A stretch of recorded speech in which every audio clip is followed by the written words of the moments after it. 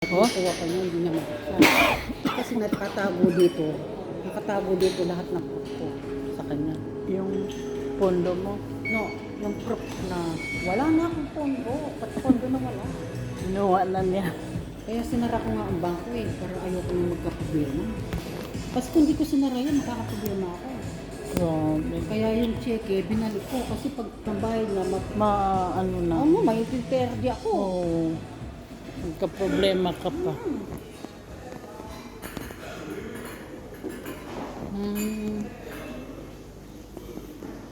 Ganda city. Itong manok.